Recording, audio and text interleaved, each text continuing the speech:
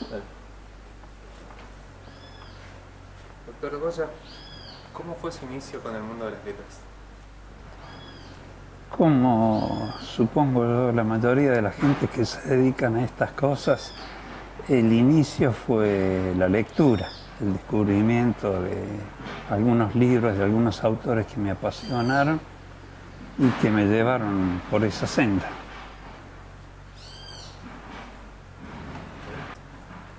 Bueno, mi inicio con el mundo de las letras fue, supongo, el mismo de la mayor parte que anda por estos rumbos, y es a partir de la lectura y el atractivo que pueden tener ciertos libros o ciertos autores, el descubrimiento, la fascinación que pueden producir, lo que nos llevan a elegir este camino de trabajar con la literatura. Bueno, recuerdos por supuesto hay muchos, sobre todo por el hecho de que yo vengo de una familia bastante humilde, donde fui el único en mi familia, de mi generación, que se lanzó a hacer estudios universitarios. Entonces para mí fue un descubrimiento que tuvo múltiples facetas, ¿no?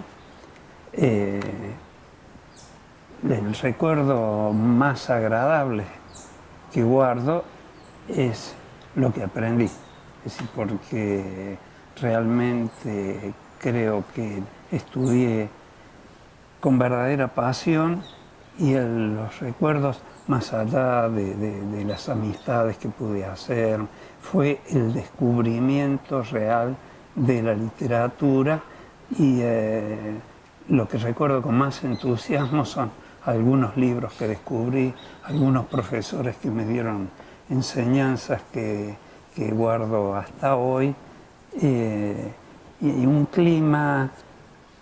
clima bastante distinto al que se puede vivir, me imagino, en una universidad hoy, porque yo hice mis estudios en la década del 70 y en la ciudad de Córdoba. Y en ese momento y en esa universidad la política había invadido los claustros de una manera absoluta. Entonces se vivía un clima de optimismo que tenía tanto que ver con lo que uno estaba estudiando como con las posibilidades que soñábamos íbamos a poder tener en el futuro, ¿no? Bien, dale. ¿Cómo se dieron las circunstancias de su exilio en Europa? Bueno, me fui por temor a lo que estaba ocurriendo después del golpe de Estado, y porque se dieron las posibilidades prácticas, económicas de mi partida. Si fue un amigo que se fue a vivir a Francia porque tenía familia allí, quien me dijo que él me podía albergar, y otro amigo que me dio el dinero necesario para pagar el pasaje, con la promesa de que yo trabajaría en Francia y le devolvería ese importe en cuanto pudiera. Es decir, que yo me recibí en el me dieron el título de licenciado y profesor en letras en marzo del 76, y en septiembre de 1976 llegaba a París, hablando muy poco francés o casi nada, pero recibido por este amigo y la comunidad argentina que se movía alrededor de él. Es decir, que para mí fue, es decir, la primera sensación que yo tengo de mi llegada a París es cuando llegué a la casa de este amigo que tenía una buhardilla en un 7º piso. El año 76 fue un año de gran sequía en Francia, un año de mucho sol, y yo recuerdo de haber subido a ese 7º piso, de haber abierto las persianas, haber salido al balconcito, haber visto esta ciudad de París y haber dicho: me salvé, aquí estoy. Y a partir de ahí comenzó, bueno, una experiencia que tuvo su primer momento de Bohemia, con esta comunidad argentina de gente que estaba tan escapados o más escapados que yo, muchos de ellos, pero muy rápidamente me integré en el medio universitario, primero como simple estudiante de lengua francesa, porque por supuesto tenía necesidad de conocer bien el idioma, y muy rápidamente me inscribí en la universidad para hacer la maestría, siempre siguiendo en lo mío, ¿no? Es decir, que me interesaba, por sobre todas las cosas, continuar estudiando la literatura latinoamericana, quizás con una metodología. En ese momento estaba muy de moda todas las escuelas de teoría literaria francesa, digamos, estudiarlas con esta óptica. ¿Diría a alguien que está empezando el análisis o los estudios literarios seguir en esta senda? Porque pienso que el estudio de la literatura, como en general el estudio de todas las humanidades, estudiar filosofía, estudiar historia, yo creo que en este momento es más necesario que nunca, porque los estudios no solo sistematizan la información, sino que además si uno hace estudios en un marco académico, esas informaciones se van a organizar en un marco que va a servir para reflexionar acerca del pasado, del presente y del futuro. Viviendo en la época en que vivimos, donde hay un desborde de información, en muchos casos de información casi diría amorfa, es decir, información cuantitativa, yo creo que son necesarios ciertos marcos, ciertos mediadores, como puede ser una biblioteca, como puede ser un profesor, como puede ser un grupo de estudio, para transformar esa información en formación, para poder lograr tener un espíritu crítico, que es lo que más se pierde con la absorción indiscriminada de informaciones que nos llegan de todos lados como un bombardeo aéreo, ¿no? Bien.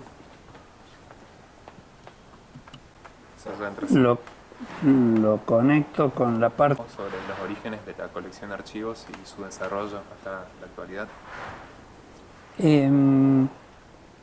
La colección Archivos es una colección de ediciones críticas de las obras mayores de la literatura latinoamericana del siglo XX, una colección que se fundó en el año 1984, el acto fundacional se hizo en Argentina, en Buenos Aires, por invitación del gobierno nacional, y fueron 8 países, 4 países latinoamericanos y 4 países europeos, era Argentina, Brasil, Colombia, México, y por el otro lado España, Francia, Italia y Portugal, representantes de instituciones culturales de estos 4 países habían firmado un acuerdo para realizar esta colección que por un lado se proponía dar a conocer estas obras en una versión, con una formulación, digamos, que fuera lo más correcto posible, porque la literatura latinoamericana durante mucho tiempo sufrió de malas ediciones, de ediciones descuidadas, etc. Y por otra parte, de reproducir en esa colección algunos documentos desconocidos del archivo del escritor que echaban una luz nueva sobre los significados propios de la obra. Esta colección tenía como objetivo editar en el comienzo 110 títulos considerados como los más representativos del siglo XX. Yo había terminado en el 85, terminé todos mis estudios en París, hice una tesis sobre un autor argentino, Leopoldo Marechal, había estudiado las novelas de Marechal en esa tesis, había hecho 2 maestrías, una hice una tesis sobre Sábato y la otra sobre Homero Manzi, y me estaba preparándome para ingresar en la vida universitaria. Pensaba que iba a terminar como profesor en una facultad de literatura hispanoamericana. Y por esas vueltas de la vida, si primero me propusieron un trabajo que me interesó en un organismo internacional, cultural, que se llamaba la Unión Latina, que dependía de la UNESCO, y después conocí a quien era en ese momento el director de la colección Archivos, que era un gran filólogo italiano que se llamaba Amos Segala, quien me estaba llevando adelante esta empresa, que era una empresa que se iba agrandando cada vez más, prácticamente solo con una secretaria italiana, y necesitaba un latinoamericano que estuviera allí, que pudiera acompañarlo para sacar adelante esto, porque ya había casi más de 200 investigadores trabajando o comprometidos en trabajos que tenían que ver con los libros de la colección, y ya era demasiado para este equipo tan reducido. Y ahí tuve una disyuntiva, es decir, porque en ese momento de nuevo estaba pensando en integrarme en la universidad como profesor, y tomé la decisión, que me resultó, porque pasé una vida más interesante, creo, de trabajar como editor y no como profesor universitario. De todos modos, bueno, la colección Archivos me ha dado la posibilidad desde el comienzo de enseñar, de dictar seminarios, de estar en contacto, ¿no?, con los estudiantes, que es otro de los grandes placeres de mi vida, además de hacer libros. ¿Puede contar un poco cómo es la cocina, en el sentido por detrás de escena del trabajo con los manuscritos? Sí, el método de trabajo de la colección Archivos es que para cada título, los 110 títulos de los que hablaba recién fueron decididos en unos seminarios que se organizaron en distintos lugares de Europa, donde se convocaron especialistas del mundo entero, especialistas en literatura latinoamericana. Ahí se decidió esta lista de 110 títulos, después se amplió mucho más. Para cada uno de estos títulos, la colección Archivos identifica a quién puede ser considerado como el mejor especialista, el mejor conocedor del autor o de la obra, ¿no? Y sobre todo se tiene en cuenta si esta persona tiene contacto con los herederos, los derechohabientes, es decir, quienes estén en posesión del archivo. Porque el problema en América Latina, comparado con Europa, por ejemplo, donde los manuscritos de los autores consagrados están todos guardados, conservados, clasificados en lugares, en instituciones especializadas, en América Latina el problema grave que existe, y que es uno de los motivos del nacimiento de la colección Archivos, es la dispersión y el peligro constante en que se encuentran los archivos, a veces de los escritores más consagrados, porque están en manos sea de la familia, sea de un coleccionista, sea de alguien que los recibió, no se sabe muy bien cómo, y que los conserva en malas condiciones y sin saber muy bien qué hacer con ellos, ¿no? Entonces, la colección Archivos toma contacto con el especialista, le solicita de que forme un equipo dentro del cual haya filólogos, es decir, personas capaces de ir al archivo del escritor, de organizarlo, de interpretarlo y de ver de qué manera puede ser útil su publicación para un mejor conocimiento de la obra, o a veces, y muy a menudo, para encontrar la formulación de la obra, la versión de la obra que al escritor le hubiese gustado publicar y que no pudo hacer por motivos que a veces son externos a la creación literaria, como la censura, la autocensura, exigencias de los editores, etc. Sino una vez que se ha conformado el equipo de investigadores que van a trabajar con el archivo y que van a realizar la edición crítica, ellos envían a la colección un proyecto que debe atenerse a la estructura general que tienen todos los libros de la colección Archivos, tienen una estructura similar, y si el proyecto es aceptado por el comité científico de la colección, ellos inician el trabajo que suele llevar hasta 10 años de realización, porque a veces es muy difícil, a veces los archivos están dispersos en distintos lugares, en distintos países. Por ejemplo, un proyecto que hasta el momento quedó frustrado era hacer la edición de las obras completas de Rubén Darío. Los manuscritos de Rubén Darío están dispersos por distintos lugares en España, pero también en Nicaragua, en la Biblioteca Nacional de Managua se encuentran manuscritos, creo que sin clasificar. Es decir que, bueno, hay toda una serie de obstáculos que hay que resolver con medios financieros muy modestos y contando sobre todo con la buena voluntad de los investigadores, con el entusiasmo, ¿no?, que puedan tener. No sé si... Sí. Bueno, ¿nos puede contar un poco del trabajo con los fondos y específicamente lo que han realizado con el Fondo Cortázar?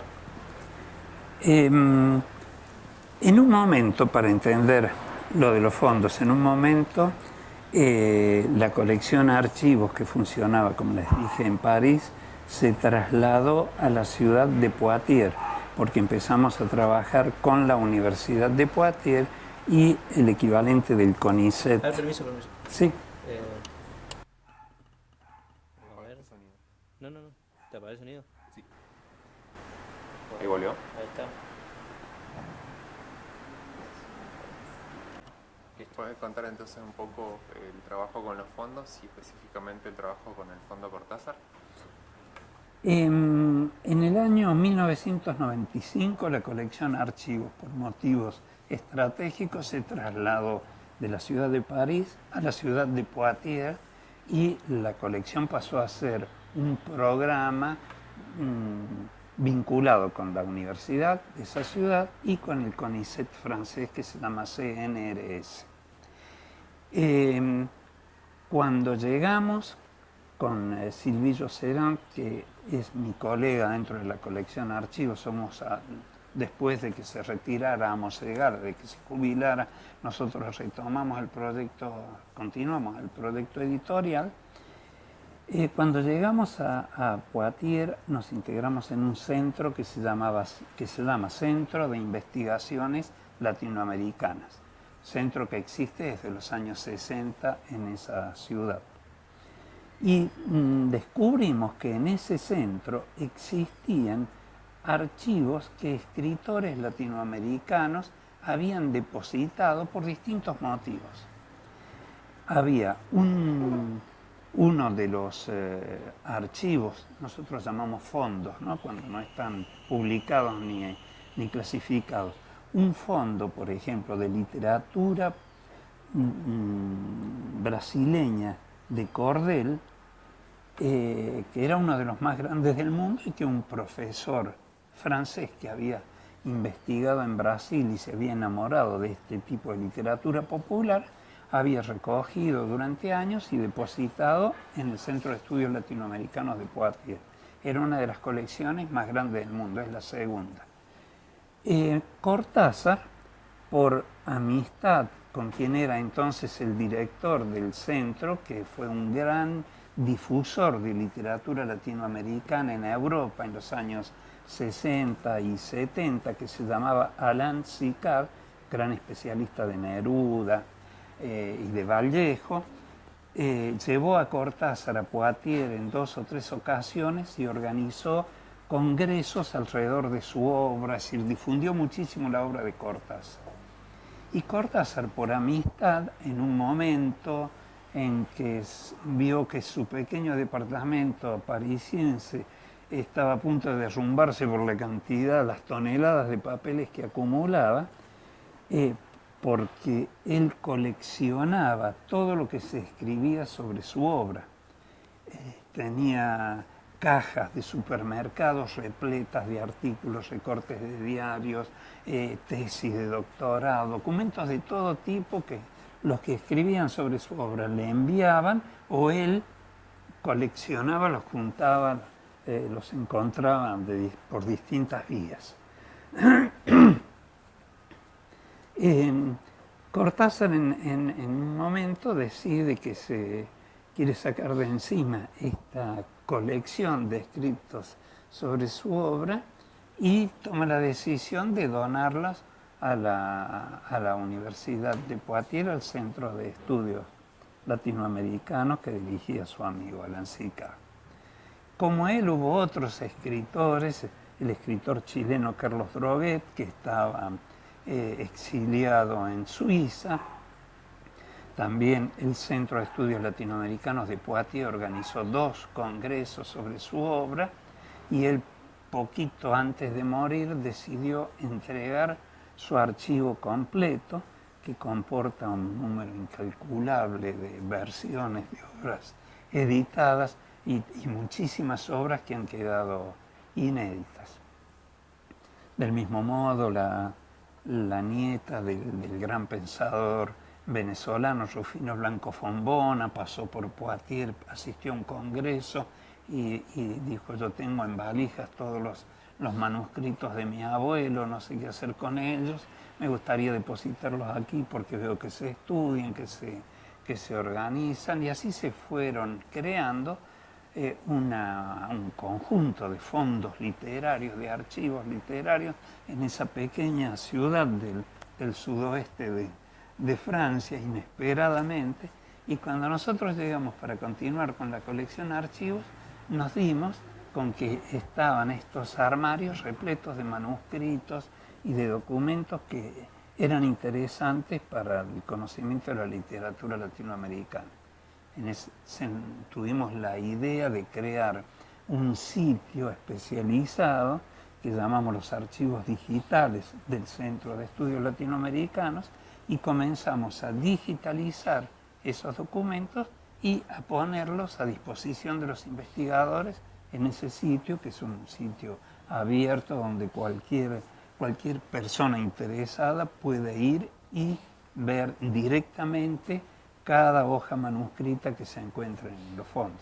Es un trabajo que está en curso, que todavía no hemos terminado, y actualmente hay 15 fondos disponibles que todavía están en curso de ser digitalizados y puestos en línea.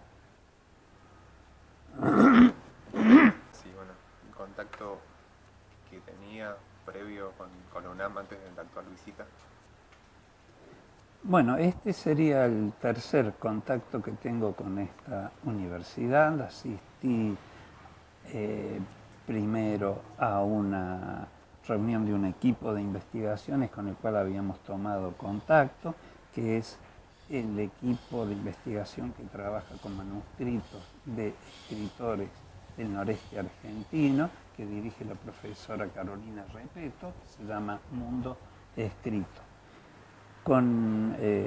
Asistimos a unas jornadas de estudio que estaban relacionadas con este proyecto y con el trabajo con los manuscritos en general. Hicimos un acuerdo para integrarnos, crear una red de centros universitarios que tuviesen en su posesión manuscritos de escritores para tratar de unificar nuestros esfuerzos poniendo todos estos manuscritos a disposición de los investigadores en un portal común a la red de universidades. Ese fue el primer contacto. El segundo fue la asistencia a un simposio sobre esta temática que organizó el mismo Centro de Investigaciones en Iguazú, y este es el tercero, que se da en el marco de una invitación que hace el Ministerio de Investigaciones a través del programa Raíces, y que me permitió nuevamente tomar contacto con el estudiantado del Departamento de Letras de esta Facultad de Humanidades, y las 3 veces que he venido he vuelto con un entusiasmo renovado, porque he encontrado, y no digo esto por demagogia, sino porque es la realidad, he encontrado un grupo de estudiantes movidos por un entusiasmo muy peculiar y muy intenso. Estudiantes que tienen en su mayoría algún tipo de proyecto académico o de investigación, y que en cada una de mis participaciones han intervenido, me han interrogado y me han hecho incluso reflexionar sobre algunos aspectos de mi vida profesional. Así que este ha sido una de mi experiencia en esta universidad ha sido quizás una de las experiencias más ricas que he tenido en la larga lista de regresos y de contactos con universidades argentinas desde que tengo esta actividad profesional. Largo yo. Sí.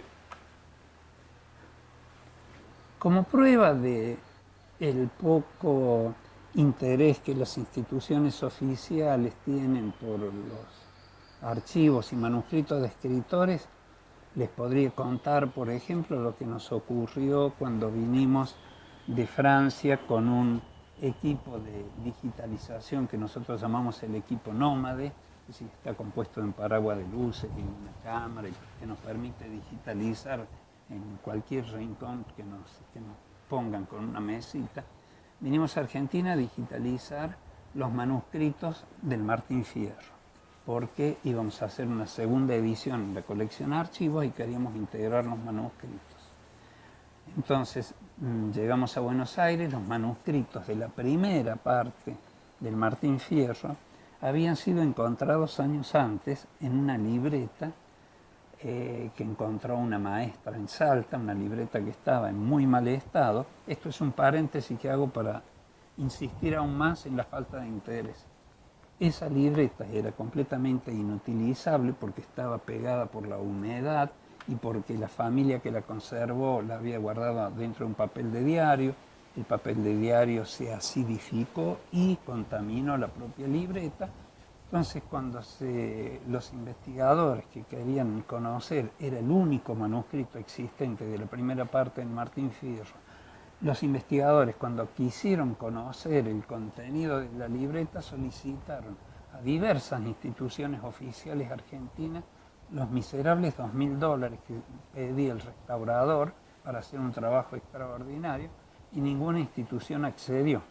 Esa fue la colección Archivos desde París que pagó los $2.000 con la condición de poder después utilizar esa libreta para una edición crítica del Martín Fierro. Cuando quisimos hacer la segunda edición y digitalizar los manuscritos, vinimos a Buenos Aires con el equipo nómade de digitalización, y entonces la primera parte del Martín Fierro, la libretita que habíamos restaurado, había sido donada al Museo Histórico Nacional. Llegamos, teníamos una autorización ya que nos habían enviado, y con la mala suerte de que fue el año de la gripe A.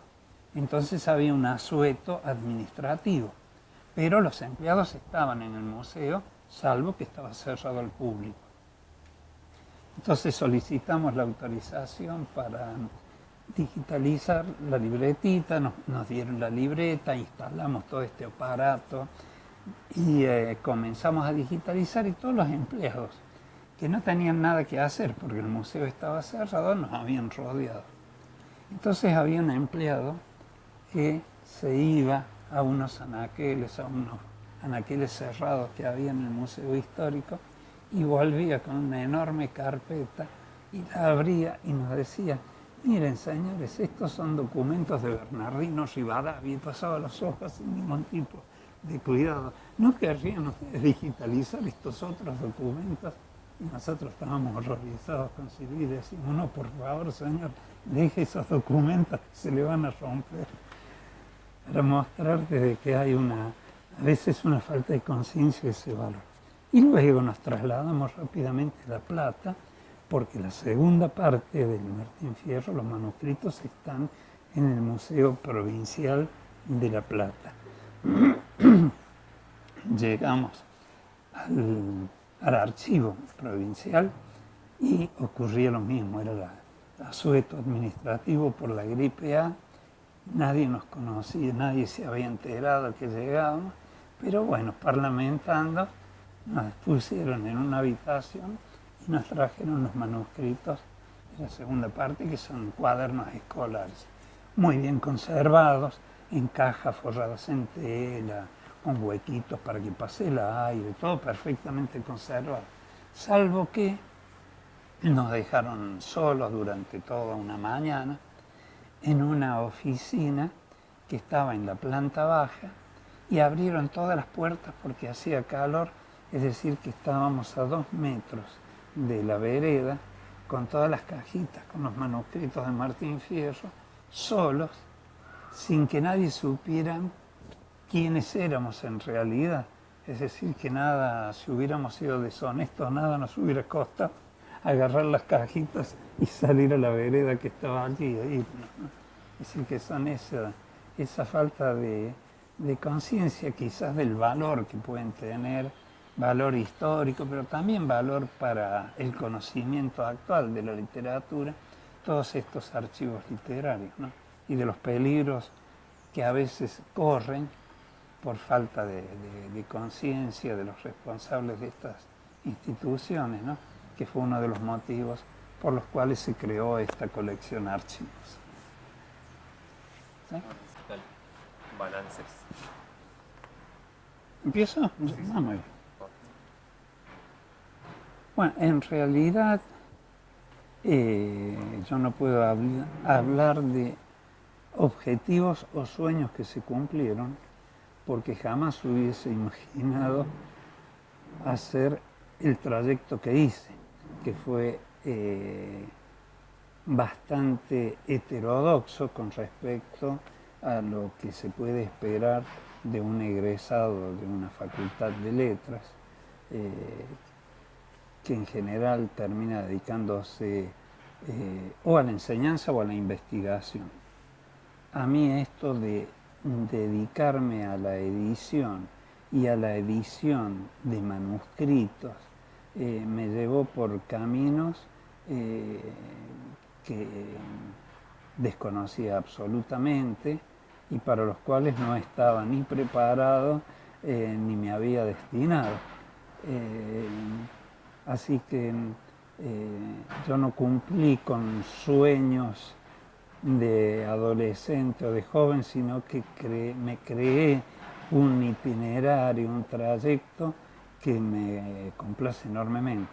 Yo creo que fue una de las mejores decisiones de mi vida de asociarme con este proyecto editorial, porque me permitió conocer círculos intelectuales, culturales en distintos países de América Latina, tener una visión de conjunto que una vida de docente no me hubiera dado.